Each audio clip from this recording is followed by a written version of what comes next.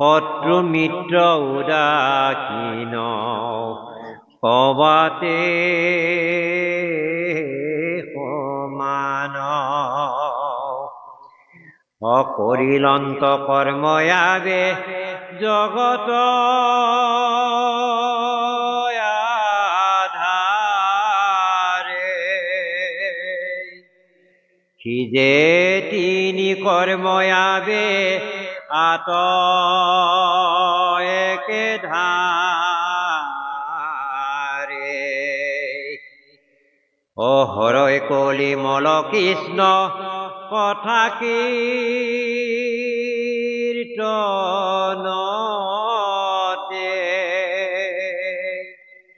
মহাপুণ্য ৰাখি আকি উপজয় জলগতে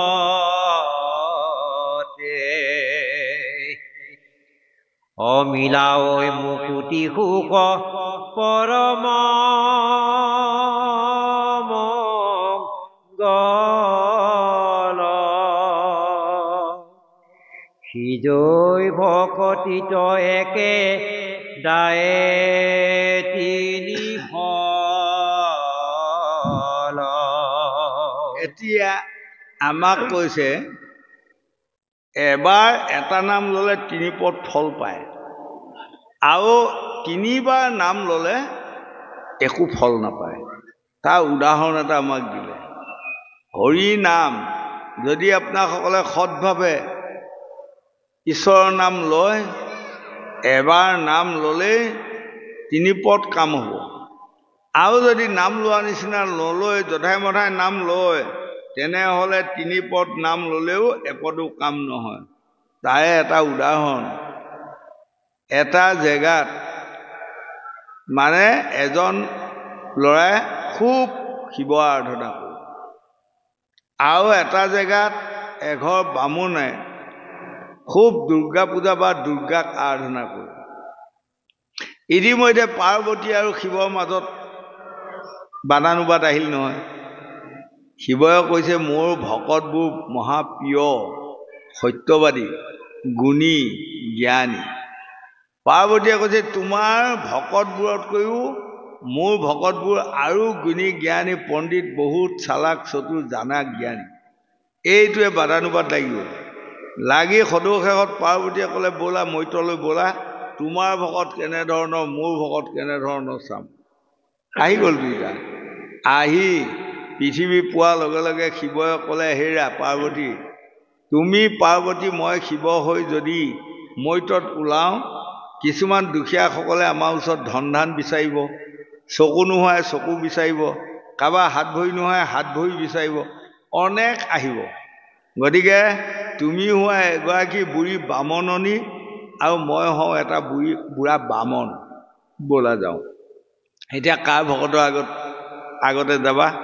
এতিয়া পাৰ্বতীয়ে কৈছে মোৰ ভকতৰ ঘৰলৈ ব'লক। সেই ইয়াতে আছে মোৰ ভকত বামন এঘৰ, বামনৰ ঘৰ ল'ৰা এটা, বামন বামুণনী, তিনিটা পৰিয়াল। যেতিয়া নিচেই ওচৰ পালেগৈ, পোৱাৰ লগে লগে দেখেই কিবা এটা কথাত তেওঁলোকে মানে হাই কাজিয়া সৃষ্টি হ'ল। বামনটোৱে খলি এডাল লৈ বামুণনীক টুঙুনিয়াই ফুৰিছে আৰু বামুণৰ ল'ৰাটোৱে ইপিনে মাকক বুজায়, সিপিনে বাপেকক বুজায়, হাহাকাৰ হুলস্থুল হৈ আছে। লগে লগে পাৰ্বতীয়ে ক'লেগৈ এৰা এৰা এৰা, কাজিয়া বন্ধ কৰা, আমি স্বয়ং শিৱ পাৰ্বতী আহিছোঁ, তোমালোকক বৰ দিম। তেতিয়া ক'লে কেইটা বৰ দিম? কৈছে তোমালোক তিনিটাকে তিনিটা বৰ দিম, তোমালোকে লোৱা। তেতিয়া লগে লগে গোটেইকেইটাই ক'লে দিয়ক দিয়ক বৰ দিয়ক বৰ দিয়ক। শিৱই চাই আছে। বুঢ়ী বামননীয়ে ক'লে কি মোক আগেই বৰটো দিয়ক। ক'লে কোৱা কি বৰ লাগে? তেতিয়া বুঢ়ী বামননীয়ে পাৰ্বতীৰ আগত ক'লে মই নিমিষ পৰৰ ভিতৰতে যাতে 19 বছৰীয়া খুব দেখাই শুনাই ৰূপৱান যুৱতী এগৰাকী হৈ যাব পাৰোঁ। তেতিয়া লগে লগে পাৰ্বতীয়ে ক'লে তথাস্তু। নিমিষ পৰৰ ভিতৰতে বুঢ়ী বামননী নাইকিয়া হৈ এনেকুৱা মানে চকুত ছাট মাৰি ধৰা এগৰাকী মানে যুৱতী হৈ গ'ল, মানে আকাশৰ দেৱতাবিলাকেও চাই তধা লাগি। হোৱাৰ লগে লগে শক্তসিংহ ৰজা মৃগ মাৰিবৰ কাৰণে মানে ঘোঁৰাত উঠি আহি আছে। আহি এইখিনি দেখিলে যে ৰৈ পেলাই বাহ, এনেকুৱা ৰূপৱতী নাৰী মই জীৱনত ক'তো পোৱা নাই। আৰু মই এতিয়া ডেকা ল'ৰা, মোক ৰজা পাতিছে পিতৃ মাতৃয়ে, ৰবা সুধি চাওঁ, যদি এই ছোৱালীজনী মোলৈ বিয়া সোমায় তেনেহ'লে এইকে লৈ যাই মই ৰাণী পাতিম। তেতিয়া ক'লেগৈ, তুমি কাৰ ঘৰ নাই, কি কথা মোক আটাইকণ কওক।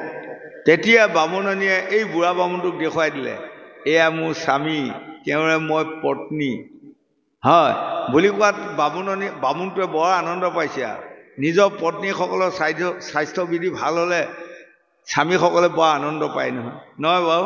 গতিকে মানে বুঢ়া বামুণে চাই চাই মই বঢ়িয়া মানুহ হ'ল, এয়াহে বৰ ধুনীয়া বৰ ল'লে আকৌ, মোৰ মানুহগৰাকী বুদ্ধিয়ক মানুহ, হেন তেন কৰি আছে, ভাবি আছে। তেতিয়া লগে লগে শক্তসিংহ ৰজাই ক'লে, তুমি এই বুঢ়া বামুণৰ পত্নী যোগ্য নোহোৱা। তুমি কাৰ যোগ্য জানা? এগৰাকী ৰাণী, ৰাজ দৰবাৰ ৰজাৰ ওচৰত বহি থকা এগৰাকী তুমি ৰাণী, হীৰা মুকুতাই তোমাক গোটেই দেহটো সজাই থ'ব লাগিব।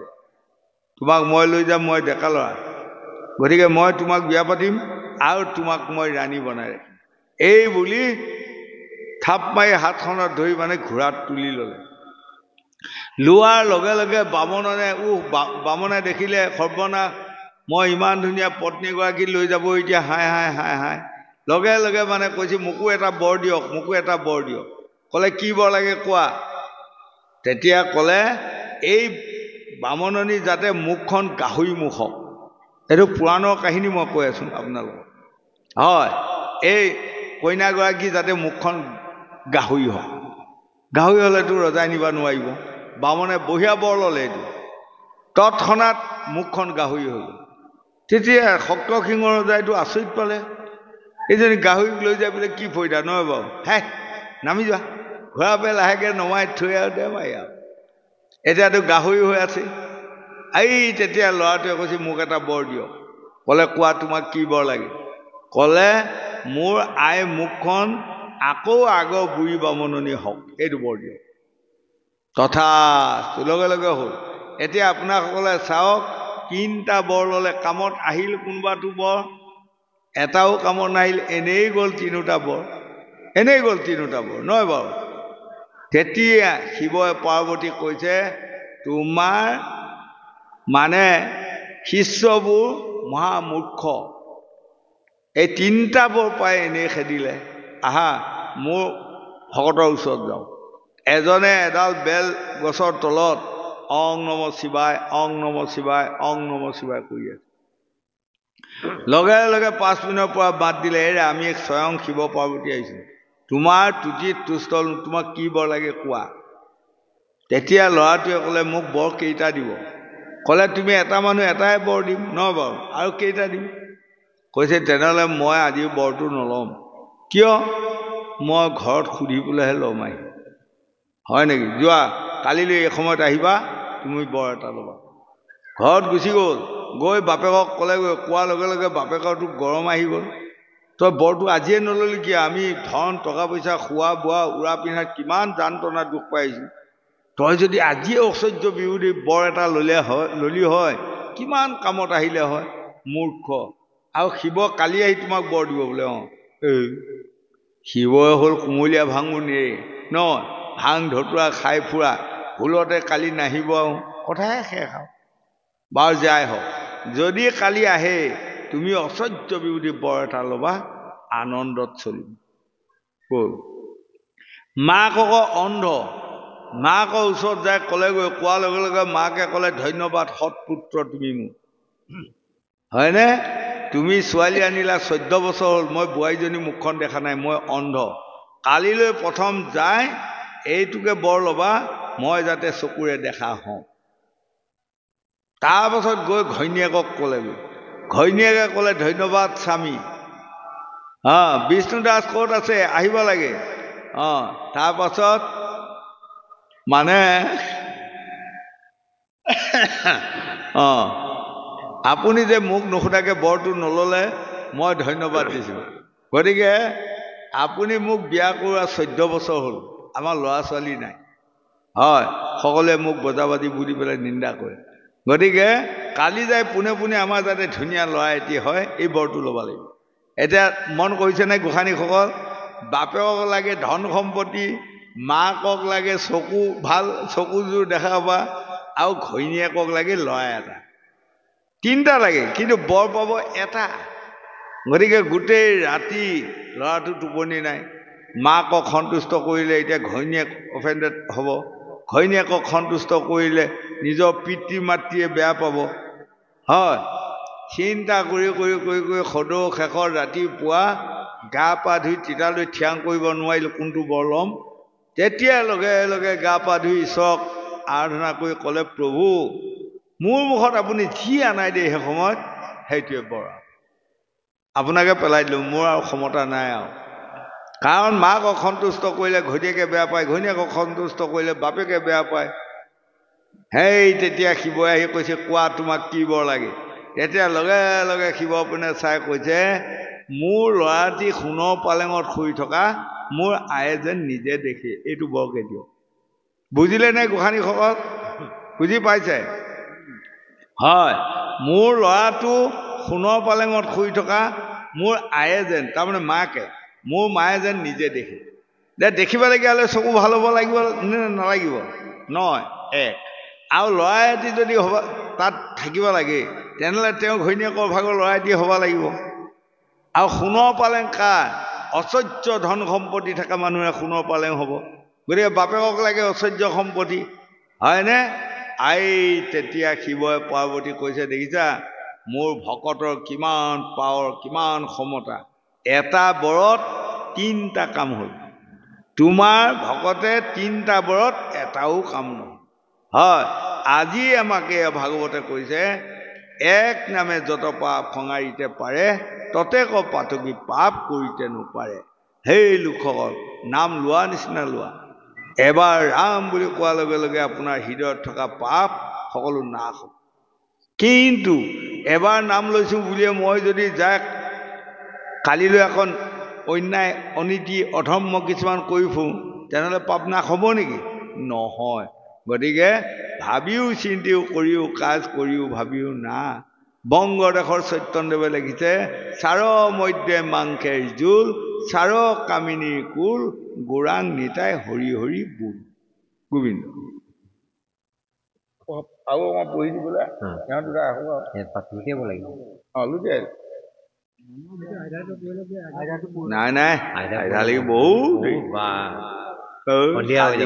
কালিহে পৰিব এইটো আইধা আজি নপৰিব হে ৰাম পৰম মৃত মাধৱ বৰ লীলা দশম স্কন্ধ কথা নিপতি শুনিলা আবে একাদশ স্কন্ধ শুনিও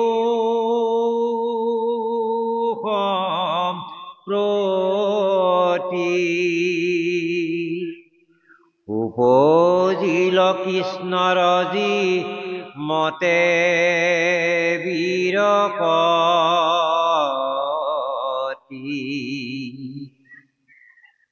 যদু বীৰগণে সংগে ৰংগে দ্বাৰকাত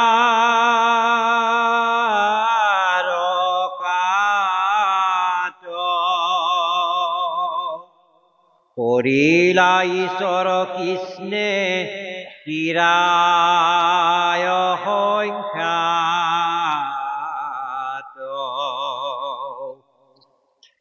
হে ৰাম ৰামে সমে সবে দান বৰচিন্তি মাৰ হৰিলা লীলায়ে পিঠি বীৰ মহাভাৰ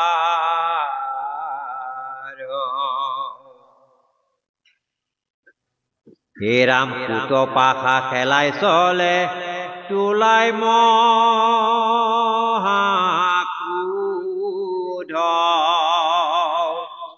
কুৰু পাণ্ডৱৰ ঘূৰ লগাইলা বিৰু বুধ পৃথিবীৰ বীৰকয়ে কৰ্ত কৰিয়ানি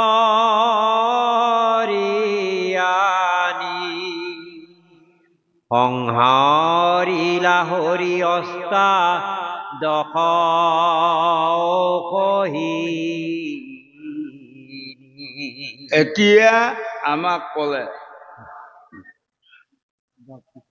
প্ৰভু ভগৱন্তৰ মায়া আৰু তেওঁ কুৰু পাণ্ডৱক এটা মায়া লগাই দিলে সেই মায়া লগাই তেওঁলোকৰ মাজত এখন যুদ্ধ বনালে যুদ্ধ বনোৱাই মানে কি গোটেই ভাৰতত যিমান প্ৰজা আছিল সকলোৱে আজি যুদ্ধক আহি আছে কেৱল মাৰিব লাগে মই যে যুদ্ধত মৰিম এই কথাটো কাৰো চিন্তা নহা হৈ গ'ল কেৱল মাৰিম এনেকৈ কোট পাখা খেলুৱাই কৌৰৱ পাণ্ডৱৰ মাজত এখন মহাৰণ বনাই প্ৰভু ভগৱন্তে সকলোকে মাৰি পেলালে এক দুই নম্বৰত আজি এই ঋষিসকলে মানে গৈ যেতিয়া পিণ্ডুকাৰ তীৰ্থত গৈ ঋষিসকলক যদুমংসসকলে মুঠতে মই কৈছোঁ ইয়াৰ পাছত বঢ়িয়াকৈ ক'ব এটি ধুনীয়া ডেকা ল'ৰা খাম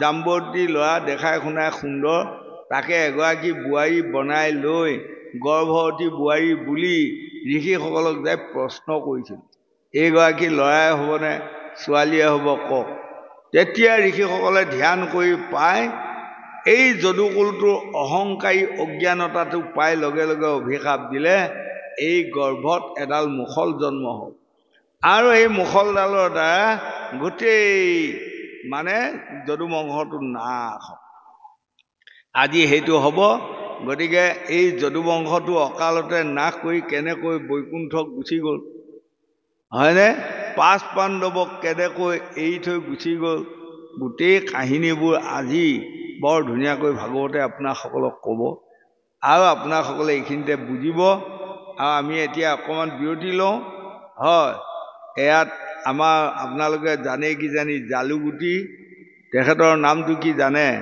স্বয়ং বিষ্ণু দাস বাপৰে বাপ এতিয়া আগৰ যুগত মহা পূজা পাতল কৰি পেলাই বিষ্ণুক পোৱা নাযায় এতিয়া আমি নিমন্ত্ৰণ কৰিলে স্বয়ং বিষ্ণু আহি যায় হয়নে হয় গতিকে মানুহটোৰ নামটো যিমান মিঠা বাৰিষাও তিমানে ধুনীয়া মিঠা গতিকে সি আহি অকণমান ব্যাখ্যা কৰিব আপোনাসকলে আনন্দৰে শুনি থাকক আৰু আমি আছোঁহে আপোনাসকলৰ মাজত কালিলৈ আৰু আপোনাসকলৰ কেতিয়াবা যদি আকৌ আমাক লগা হয় ক'ব আমিও ক'ম আৰু দুআষৰ হয়নে ইমান সময় কোৱা দুখ ভুল অপৰাধ সকলো আপোনাসকলে ক্ষমা দিব বুলি আমি অলপ বিৰতি লৈছোঁ গোবিন্দ কৃষ্ণ